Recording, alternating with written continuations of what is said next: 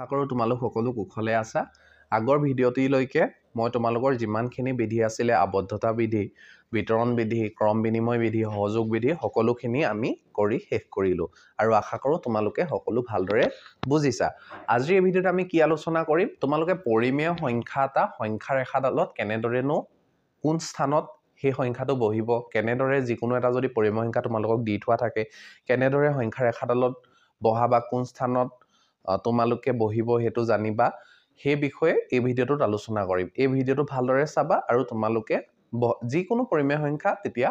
সংখ্যা ৰেখাডালত বহাব পাৰিবা। এতিয়া চোৱা, সংখ্যা ৰেখা বুলি ক'লে তোমালোকৰ মনলৈ আহে যে এনেকুৱা এডাল ৰেখা, এনেকুৱা এটা চিধা ৰেখা থাকিব, তাৰ মাজত কি থাকিব, 0 থাকিব, 0ৰ সোঁফালে কি থাকে 1 2 3 4 এনেদৰে অসীমলৈকে কি থাকে, সোঁহাতে ধনাত্মক অখণ্ড সংখ্যাবোৰ থাকে। তাৰ পৰা 0ৰ বাওঁফালে কি থাকে -1 -2 -3 -4 এনেদৰে ঋণাত্মক অখণ্ড সংখ্যাখিনি থাকে। বুজি পালা?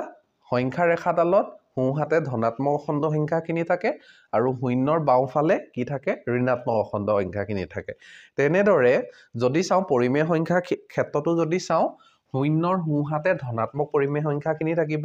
আৰু 0ৰ বাওঁহাতে কি থাকিব, ঋণাত্মক পৰিমেয় সংখ্যাখিনি থাকিব। এতিয়া চোৱা, পৰিমেয় সংখ্যা বুলি ক'লে আমি কি জানো যে p/q আকাৰত থাকে পৰিমেয় সংখ্যা এটা। গতিকে আমি pটোক কি বুলি কওঁ, লব বুলি কওঁ ভগ্নাংশৰ ক্ষেত্ৰত, আৰু qটো কি বুলি কওঁ, হৰ বুলি কওঁ, হৰ বুলি কওঁ। এতিয়া চোৱা, তোমাক পৰীক্ষাত কি কৰিব, পৰীক্ষকে যিকোনো এটা p/q আকাৰৰ এটা ধৰা 2/3 2/3 5/4 এনেকুৱা ধৰণৰ কিছুমান সংখ্যা তোমাক কি কৰিব, সংখ্যা ৰেখাডালত বহাবলৈ ক'ব। এতিয়া চোৱা, আমাক যদি এনেকুৱা যদি চিংগল যদি ডিজিট দিয়ে তেতিয়া আমি সংখ্যা ৰেখাডালত বহাই দিব পাৰিম 1 2 3 4 যিমান 1 লাখ 2 লাখ দিয়ক, আমি ডাঙৰ সংখ্যা ৰেখা আঁকি হ'লেও কি কৰি দিব পাৰোঁ, বহাই দিব পাৰোঁ। কিন্তু তোমাক যদি এনেকুৱা ভগ্নাংশ কিছুমান দিয়ে সংখ্যা ৰেখাডালত, মানে পৰিমেয় সংখ্যা দিয়ে, তেতিয়াতো তুমি ৰেখাডালত বহাবলৈ অসুবিধা পাবা। এতিয়া সেই ৰেখাডালতনো কেনেদৰে এই সংখ্যাটো বহাবা তাৰ বিষয়ে আমি আলোচনা কৰিম, আৰু তোমালোকে যদি ভালদৰে বুজি লোৱা ইজিলি বহাব পাৰিবা। এতিয়া চোৱা, যিকোনো এটা ভগ্নাংশত কি থাকে, এটা লব থাকে, ওপৰটোক কি বুলি কওঁ, আমি লব বুলি কওঁ, তলটোক হৰ বুলি কওঁ। ওপৰটোক লব বুলি কওঁ, তলটোক হৰ বুলি কওঁ। এই ধৰণটো তোমালোকে জানা। এতিয়া চোৱা, যদি তোমালোকক এটা পৰিমেয় সংখ্যা দিয়া থাকে, যদি পৰিমেয় সংখ্যাটো হৰটো লবতকৈ ডাঙৰ হয়, প্ৰথম তোমালোকে পৰিমেয় সংখ্যাটো চাবা কি পৰিমেয় সংখ্যা দিয়া আছে, তাৰপৰা হৰটো চাবা, হৰটো লবতকৈ ডাঙৰ নে সৰু। যদি হৰটো লবতকৈ ডাঙৰ হয়, তোমালোকে সংখ্যা ৰেখাডালত কেনেকৈ বহাবা সেইটো চোৱা। এতিয়া চোৱা, যদি পৰিমেয় সংখ্যাটো হৰটো লবতকৈ ডাঙৰ হয়, ধৰা তোমালোকক 3/2 কিহত বহাবলৈ দিছে, সংখ্যা ৰেখাত বহাবলৈ দিছে। এতিয়া চাবা, প্ৰথম তোমালোকৰ কাম হ'ব হৰটো লবতকৈ ডাঙৰ নে সৰু। এতিয়া চোৱা, 2টো লব 3টো হৰ, গতিকে আমি গম পালো যে হৰটো লবতকৈ ডাঙৰ। গতিকে তোমালোকে কি কৰিবা, মনত ৰাখিবা, হৰটো যদি লবতকৈ ডাঙৰ হয় তেতিয়া তোমালোকে ডাইৰেক্টলি কি কৰিবা, সংখ্যা ৰেখাডাল আঁকিবা, সংখ্যা ৰেখাডাল আঁকিবা আৰু কি কৰিবা, মাজত 0 দিবা, আৰু এইফালে জানা ধনাত্মক পৰিমেয় সংখ্যাখিনি থাকিব আৰু বাওঁফালে ঋণাত্মক পৰিমেয় সংখ্যাখিনি থাকিব। এতিয়া চোৱা, হৰটো যদি লবতকৈ যদি ডাঙৰ হয়, মনত ৰাখিবা, হৰটো যদি লবতকৈ ডাঙৰ হয় তেতিয়া কি কৰিবা, হৰটো যিটো থাকে, এতিয়া প্ৰথম চাই ল'বা এইটো ধনাত্মক নে ঋণাত্মক পৰিমেয় সংখ্যা। আমি জানো যে এইটো একো চিন নাই, সেইকাৰণে ধনাত্মক পৰিমেয় সংখ্যা। গতিকে হৰটো যিটো থাকে সেইটা ঘৰ দিবা। 3 আছে নহয় হৰটো, আমি কেইভাগ কৰিম, 3 ভাগ কৰিম, 1 2 3 আৰু কি কৰিবা, 1 দি দিবা। হৰটো যদি ডাঙৰ হয় লবতকৈ, তেতিয়া কি কৰিবা, মই প্ৰথম ক'লো সংখ্যা ৰেখাডাল আঁকিবা আৰু হৰটো চাবা যে এইটো ঋণাত্মক পৰিমেয় সংখ্যা নে ধনাত্মক। যদি ধনাত্মক হয় সোঁফালে কৰিবা, যদি ঋণাত্মক হয় বাওঁফালে বহাবা। তেতিয়া চাবা যে হৰটো যদি ডাঙৰ হয় লবতকৈ, হৰটো কিমান আছে, 3 আছে, গতিকে কেইভাগ কৰিলো, আমি 3 ভাগ কৰিলো আৰু কি কৰি একেবাৰে লাষ্টৰ ঘৰটোত কি কৰি দিলো, 1 বহাই দিলো। তাৰপৰা চাবা যে লবটো কি আছে, লবটো 2 আছে, 0ৰ পৰা 2 ঘৰ জাপ মাৰি দিবা, 1 ঘৰ 2 ঘৰ, আৰু সেইটোৱে স্থান হ'ব তোমাক বহাবলৈ দিয়া সংখ্যাটোৰ স্থান। বুজি পালা ইমানটো আঁকি দিলে তোমালোকে কি পাবা সম্পূৰ্ণ নম্বৰ পাবা এতিয়া তোমালোকৰ মনলৈ প্ৰশ্ন আহিব পাৰে যে 3/2টো 0 আৰু 1ৰ মাজতনো কিয় হ'ল 0 আৰু 2 মাজত হ'ব নহয় 1 আৰু 2 মাজত হ'ব পাৰে 3 আৰু 4 মাজত হ'ব পাৰে 5 আৰু 6 মাজত হ'ব পাৰে এনেটো বহুত সংখ্যা আছিলে 0 আৰু 1ৰ মাজতনো কেলে হ'ল তোমালোকে চোৱা 0 আৰু 1ৰ মাজত হোৱা কাৰণ এইটোৱে যে 3/2 যদি 2 হৰণ কৰা আমি কি পাম পইণ্ট এটা দিলো 0 পালো 3 6 গুণ 18 আৰু এনেদৰে তোমালোকৰ কি হৈ থাকিব গৈ থাকিব আগলৈ গৈ থাকিব তোমালোকে কৰি গৈ থাকিব লাগিব এতিয়া চোৱা 0.6 পালো এতিয়া 0.6টো জানো 0 আৰু 1ৰ মাজতে আছে 0.6টো 1তকৈ সৰু তোমালোকে জানা যে 0.6 0 তাৰ পৰা 0.7 0.8 0.9 0.10 তেতিয়াহে 1 পাইগে এতিয়া 0.6টো কিহৰ মাজত আছে 0 আৰু 1ৰ মাজত আছে সেইকাৰণে 3/2টো কিহৰ মাজত বহিব 0 আৰু 1ৰ মাজত বহিব মনত ৰাখিবা এইটোৱে যে যদি হৰটো ডাঙৰ হয় লবতকৈ তেতিয়া কি কৰিবা সংখ্যা ৰেখাডাল আঁকিবা মোলে মনত পেলাবা মই কি কথা কৈছো সংখ্যা ৰেখাডাল আঁকিবা তাৰ পৰা কি কৰিবা 0ৰ পৰা হৰটো যিমান আছে সেই ঘৰ বনাবা তাৰ পৰা কি কৰিবা লবটো যিমান আছে 0ৰ পৰা জাপ মাৰি দিবা আৰু যি ঘৰত পৰিবাগে সেইটোৱে হ'ব সেই সংখ্যাটো পৰিমেয় সংখ্যাটো স্থান এতিয়া আৰু এটা কৰো তেতিয়া আৰু ভালদৰে বুজি পাবা এতিয়া সব প্ৰথম কামটো হ'ব পৰিমেয় সংখ্যাটা আমাক সংখ্যা ৰেখাত বহাবলৈ দিলে চাবা যে লবটো ডাঙৰ হৰটো ডাঙৰ নে সৰু লবতকৈ এতিয়া চোৱা লবটো 4 আছে হৰটো 9 আছে গতিকে আমি গম পালো যে হৰটো লবতকৈ ডাঙৰ এতিয়া প্ৰথম তোমালোকৰ কাম হ'ব যে 4 কৈছিলে হৰটো যদি লবতকৈ ডাঙৰ হয় আমি কি কৰিব লাগিব সংখ্যা ৰেখাডাল আঁকিব লাগিব তাৰ পৰা কি কৰিব লাগিব শূন্যটো বহাব লাগিব শূন্যটো তুমি যতে নবহুৱা মাজত বহাব পাৰা এফালে বহাব পাৰা গম পাবই শিক্ষকে এনেকে খালি চিনকেনমান দি দিবা তাৰ পৰা কি হৈছে এটো হৈছে ধনাত্মক পৰিমেয় সংখ্যা গতিকে আমি কি ফালে যাব লাগিব সোঁ ফালে যাব লাগিব এতিয়া চোৱা হৰত কিমান আছে 9 সেইকাৰণে 9 ঘৰ বনাব লাগিব 1 ঘৰ 2 ঘৰ 3 ঘৰ 4 ঘৰ 5 ঘৰ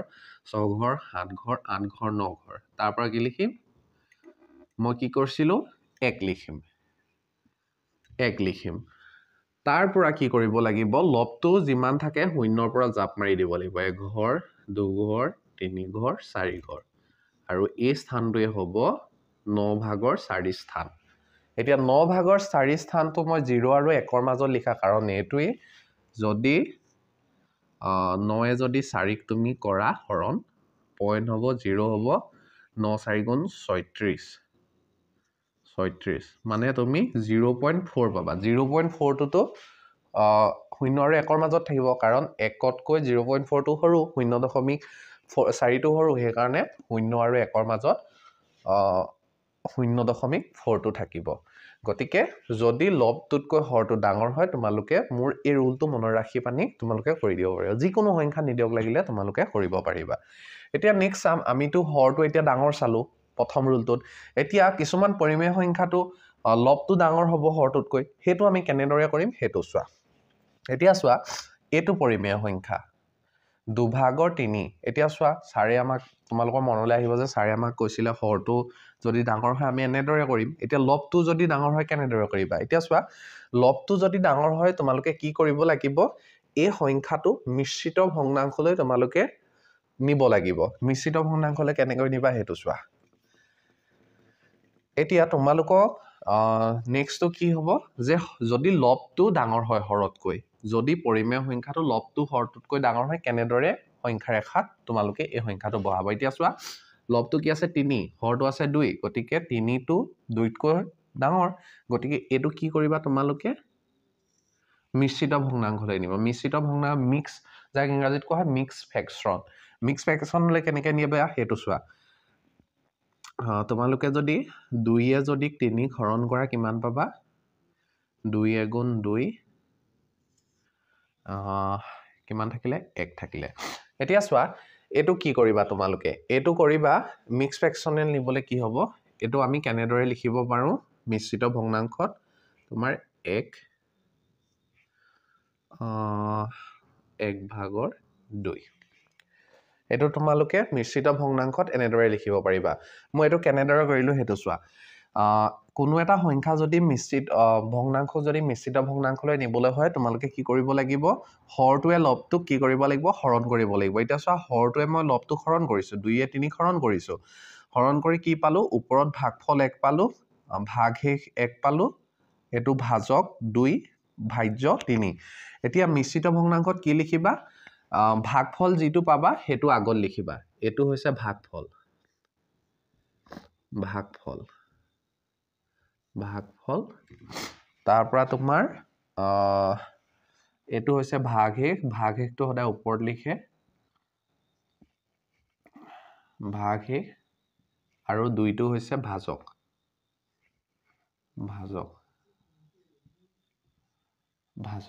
এতিয়া চোৱা কোনো এটা ভগ্নাংশক যদি তুমি মিশ্ৰিত ভগ্নাংশলৈ নিয়া প্ৰথম কামটো কি হ'ব হৰটোৱে লবটোক কি কৰিব লাগিব হৰণ কৰিব লাগিব এতিয়া আমি হৰটোৱে লবটোক হৰণ কৰিলো আৰু যেটো ভাগফল পাবা সেই ভাগফলটো আগত লিখিব লাগিব আৰু ভাগশেষটো ওপৰত লিখিব লাগিব আৰু ভাজকটো কিহত লিখিব লাগিব তলত লিখিব লাগিব তেতিয়াই তোমালোকৰ কি হৈ যাব মিশ্ৰিত ভগ্নাংশৰ ৰূপত হৈ যাব বুজি পালা মিশ্ৰিত ভগ্নাংশ কেনেকৈ লিখে এতিয়া আমি এই যদি পৰিমেয় সংখ্যাটো লবটো যদি হৰতকৈ ডাঙৰ হয় আমি কি কৰিব লাগিব মিশ্ৰিত ভগ্নাংশলৈ মিক্স ফ্ৰেকচনলৈ নি ল'ব লাগিব গতিকে আমি দুভাগৰ 3 টো মিশ্ৰিত ভগ্নাংশলৈ নি কি পালো এ সমস্তৰ দুভাগৰ 1 পালো এটো কি বুলি পঢ়ে এ সমস্তৰ দুভাগৰ 1 এতিয়া চোৱা এইখিনি মহাই দিছো তুমি গম পালা ন মিক্স ফ্ৰেকচনৰ কেনেকৈ লিখে হৰটোৱে লবক হৰণ কৰিলো তাৰ পৰা ভাগফলটো আগত লিখে ভাগশেষটো ওপৰত লিখে ভাজকটো তলত লিখে এইটোৱে হৈ গ'ল তোমালোকৰ মিশ্ৰিত ভগ্নাংশৰ ৰূপত প্ৰকাশ কৰা এনেদৰে তোমালোকে নি ল'ব লাগিব এতিয়া দুভাগৰ 3 টোক এনেদৰে আমি মিশ্ৰিত ভগ্নাংশলৈ নি ললো তাৰ পৰা তোমালোকৰ কাম কি হ'ব এডাল সংখ্যা ৰেখা আঁকিবা এতিয়া এইটোতো ধনাত্মক সংখ্যা গতিকে সোঁফালে বহিব এতিয়া চোৱা যেটো আমি ভাগফল পাইছিলো যেটো আমি কি পাইছিলো ভাগফল পাইছিলো সেই ভাগফলটো তোমালোকে বহাই দিবা ভাগফলটো 1 নহয় 1 টো বহাই দিলো এটো চোৱা 1 টো যে পালো 1 টো বহাই দিলো 1 টো মানে বহাই লবা তাৰ পৰা কি কৰিবা দুভাগৰ 1 টো তোমালোকে মই যেনেকৈ ইয়াত বহাইছিলো এনেদৰে কি কৰিবা দুভাগৰ 1 টো বহাবা কাৰ পিছত বহাবা 1 ৰ পাছত বহাবা এতিয়া চোৱা দুভাগৰ 1 টো যদি 1 ৰ পাছত বহাও কি কৰিব লাগিব এতিয়া চোৱা এই যে ভগ্নাংশটো লবটো সৰু হৰটো ডাঙৰ এই 1 টো এধৰ 1 টো পাই গলো ইয়াত যদি 2 থাকিলেহেতেন 1 দিলোহেতেন তাৰ পৰা 2 দিলোহেতেন ইয়াত যদি 3 থাকিলেহেতেন 1 কাটিলোহেতেন 2 কাটিলোহেতেন 3 কাটিলোহেতেন তাৰ পৰা এই ভগ্নাংশটো বহালোহেতেন এতিয়া চোৱা ইয়াত 1 আছে কাৰণে এঘৰ দি ললো তাৰ পৰা 1 ৰ পাছত কি বহাম এই ভগ্নাংশটোৰ মানটো বহাম এই ভগ্নাংশৰ তো কেনেকৈ বহাম যে ইয়াত চোৱা লবটো সৰু হৰটো ডাঙৰ গতিকে আমি কি কৰিম দুঘৰ কাটিম এঘৰ দুঘৰ আৰু দুঘৰ কাটিলে আমি কি পাম 2 পাম আৰু কি কৰিম এই 1 আছে গতিকে 1 ৰ পৰা এঘৰ জপিয়াই দিম আৰু এই ধতে হ'ব তোমাৰ 3/2 টোৰ মান বুজি পালা কেনেকৈ বহালো এনেদৰে তোমালোকে যদি লবটো ডাঙৰ হয় হৰতকৈ তোমালোকে এনেদৰে বহাব পাৰিবা এতিয়া অন্য এটা লম এতিয়া এই যে দুভাগৰ 3 টো যে 1 ৰ পাছত হোৱা কাৰণটো তোমালোকে কি এতিয়া চাবা যদি এটো মই হাৰি দিছো 2 এ যদি 3 ক যদি হৰণ কৰো কিমান হ'ব 2 গুণ 2 হলনে তাৰ পৰা 1 থাকিব পইণ্ট থাকিব 0 হ'ব 2 গুণ 10 এতিয়া চোৱা 1.5 দুভাগৰ 3 ৰ মানটো হৈছে 1.5 মানে এই দুভাগৰ 3 টো 1 ৰ পাছত বহিব 1.5 মানে হৈছে 1 আৰু 2 ৰ মাজত বহিব এতিয়া চোৱা 1 আৰু 2 মাজত বহিছে নে দুভাগৰ 3 টো হেতুৱে মানে এতিয়া চোৱা 1.5 টোতো 2 তকৈ সৰু কাৰণ 1.5 হে আছে আৰু 0.5 টো লাগে 2 পাবলে গতিকে 1.5 টো কাৰ পিছত বহিব 2 আৰু 1 ৰ মাজত বহিব 2 তকৈ সৰু কাৰণে আৰু 1 তকৈ ডাঙৰ কাৰণে 1 আৰু 2 ৰ মাজত 1.5 টো বহিব অন্য এটা নাম্বাৰ লৈ তোমালোকক শিকাই দিছো আৰু অন্য এটা নাম্বাৰ লৈ চাওঁ তো তেতিয়া তোমালোকৰ ডাউট আৰু ক্লিয়াৰ হৈ যাব এতিয়া চোৱা ওপৰত জানো বা 4 আছে এতিয়া 3 আছে তলত 3 আছে এইটো কেনেদৰে কৰিবা প্ৰথম তোমালোকৰ কাম হ'ব যে লবটো হৰতকৈ ডাঙৰ এতিয়া কি কৰিব লাগিব আমি মিশ্ৰিত ভগ্নাংশলৈ নিব লাগিব এতিয়া চোৱা 3 4 3 গুণ 3 গতিকে 1 এতিয়া আমি মিশ্ৰিত ভগ্নাংশলৈ যদি নিও এটো কি হ'ব ভাগফলটো ইয়াত বহিব আৰু তোমাৰ ভাগহেকটো ওপৰত বহিব ভাজকটো তলত বহিব গতিকে এটো যদি আমি চাওঁ তাৰ পৰা মিশ্ৰিত ভগ্নাংশৰ পোৱাৰ পিছত কি কৰিব লাগিব আমি সংখ্যা ৰেখাডাল আঁকিব লাগিব সংখ্যা ৰেখাডাল আঁকিলো তাৰ পৰা সংখ্যা ৰেখাডাল অকাৰ পাছত আমি চাম 0 টো বহালো 0 টো বহাৰ পিছত আমি গম পালো যে এটো এক সমস্ত 3 ভাগৰ 1 আছে কাৰণে কি কৰিম 1 টো আমি বহাই লম কাৰণ আমি গম পালো যে 1 ৰ পাছত বহিব এই সংখ্যাটো 3 ভাগৰ 1 আছে 3 ভাগৰ 1 টো কি কৰিম হৰটোত 3 ঘৰ আছে 1 ঘৰ 2 ঘৰ 3 ঘৰ তাৰ পাছত কি বহিব 2 টো বহিব তাৰ পৰা 1 ঘৰ যাব লাগিব 1 ৰ পৰা 1 ঘৰ গলো এটোই হ'ব 4/3 ঘৰটো এনেদৰে বহাব লাগিব ইয়াৰ তোমালোকে এটোই বুজি লোৱা যে যদি লবটো হৰতকৈ ডাঙৰ হয় প্ৰথম তোমালোকৰ কামটো হ'ল যে মিশ্ৰিত ভগ্নাংশলৈ নি ল'ব লাগিব এনেদৰে মিশ্ৰিত ভগ্নাংশলৈ নি ললো মিশ্ৰিত ভগ্নাংশলৈ নিয়াৰ পিছত তোমালোকে কি পাবা এক সমস্ত যিকোনো এটা সংখ্যা পাবা মানে সমষ্টিত পাবা এতিয়া চোৱা দুভাগৰ 3 টো আমি মিশ্ৰিত ভগ্নাংশলৈ নিলত কি পালো এক সমস্ত দুভাগৰ 1 গতিকে প্ৰথমটো এটা সংখ্যা পাবা এটো ধৰা এটা সংখ্যা পালা এই সংখ্যাটো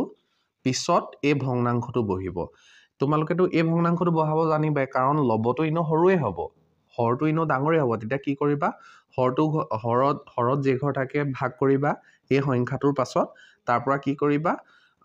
ওপৰত যিটো সংখ্যা থাকে সেই ঘৰ গুছি গৈ পানি এই সংখ্যাটো বহাই দিবা তেতিয়া তোমালোকৰ শুদ্ধ হৈ গ'ল এতিয়া চোৱা 1 আছে 1 পালো সেই কাৰণে শূন্যৰ পৰা 1 ঘৰ গৈ ললো তাৰ পৰা 1 ৰ পাছত কি কৰিলো 2 আছে কাৰণে 2 ঘৰ বনালো তাৰ পৰা 2 হ'ব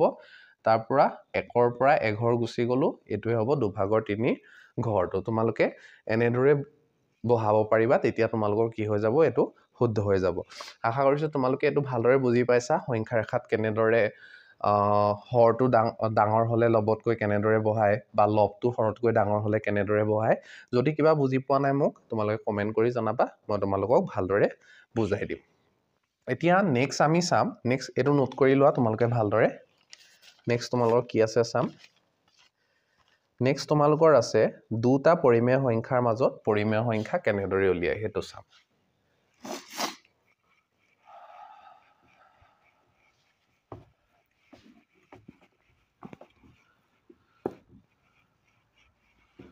দুটা তোমালোকৰ পৰিমেয় সংখ্যা দিয়া থাকিব তাৰ মাজৰ তোমালোকে পৰিমেয় সংখ্যাবোৰ কেনেদৰে উলিয়াবা হেতু তোমালোকে জানিব লাগিব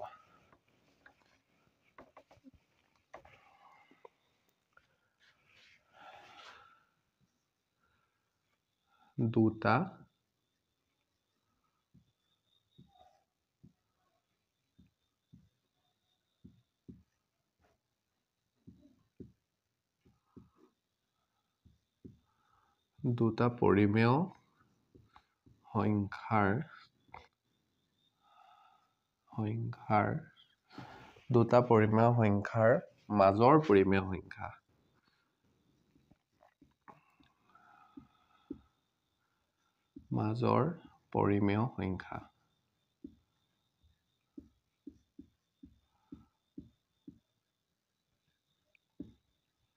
দুটা পৰিমেয় সংখ্যাৰ মাজৰ পৰিমেয় সংখ্যা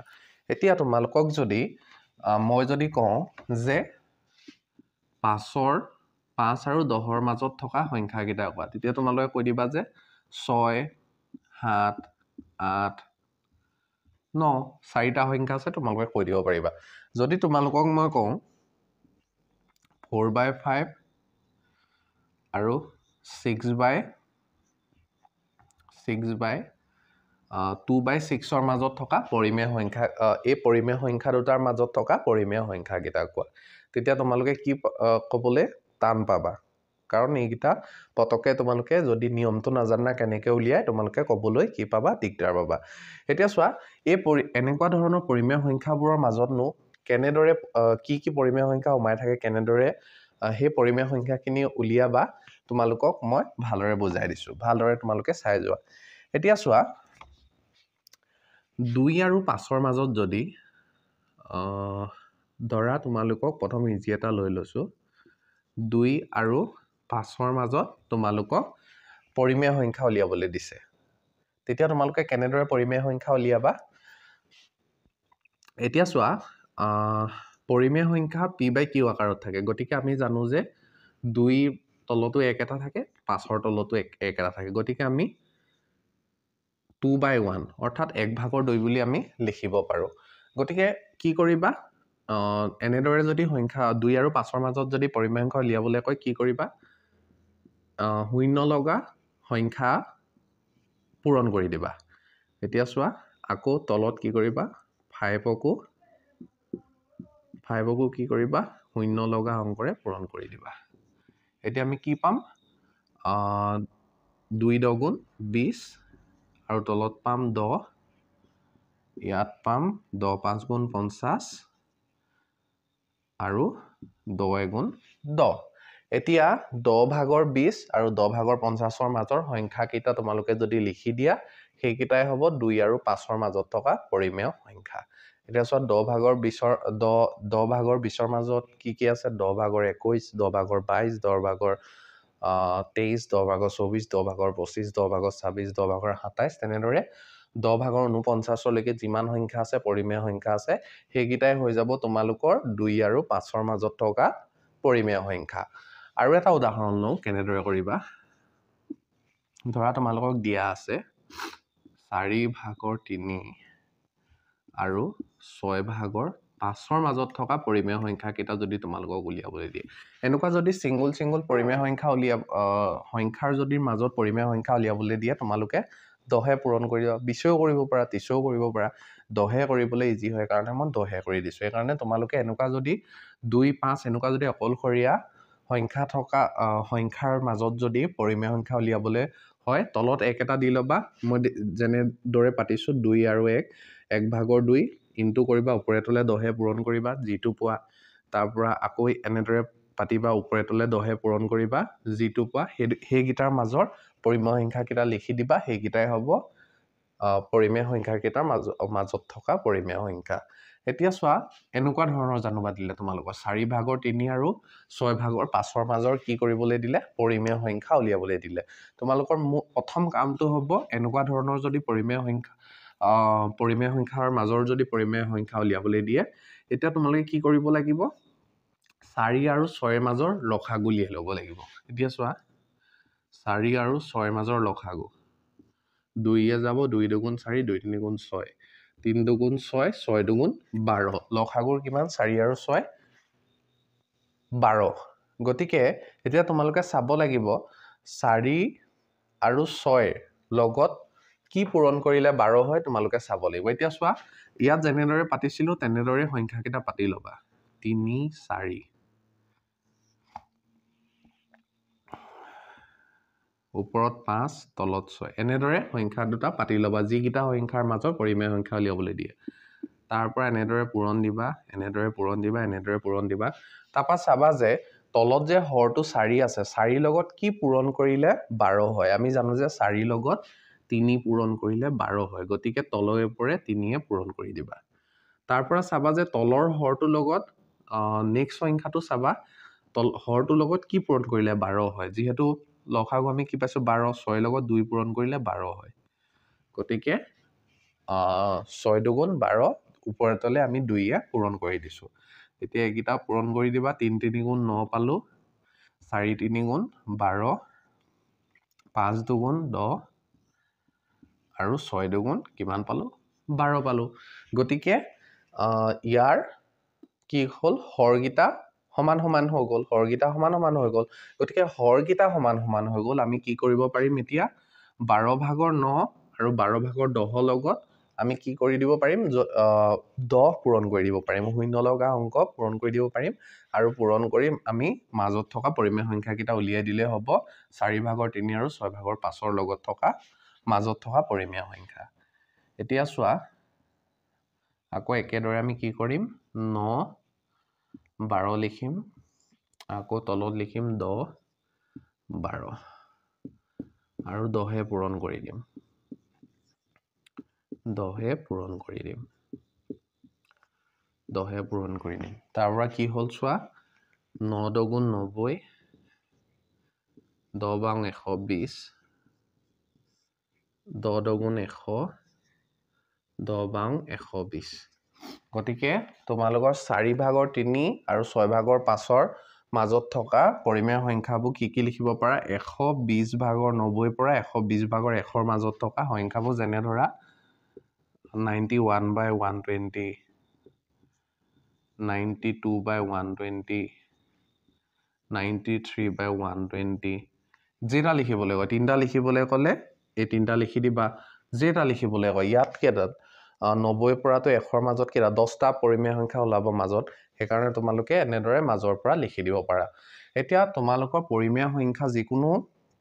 দুটা পৰিমেয় সংখ্যাৰ মাজত পৰিমেয় সংখ্যা যদি উলিয়াবলৈ দিয়ে তোমালোকে এটাই মনত ৰাখিবা যে তোমালোকে প্ৰথম কি কৰিব লাগিব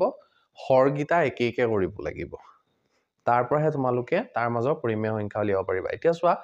যদি সিঙ্গল ডিজিট আছে ইয়াত চোৱা 2 আৰু 5 আছে এটা সংখ্যা আছে তলত কোনো সংখ্যা তোমালোকৰ নাই গতিকে আমি জানো যে যিকোনো এটা সংখ্যা তলত আমি এক এটা আছে বুলি ধৰো গতিকে চোৱা এক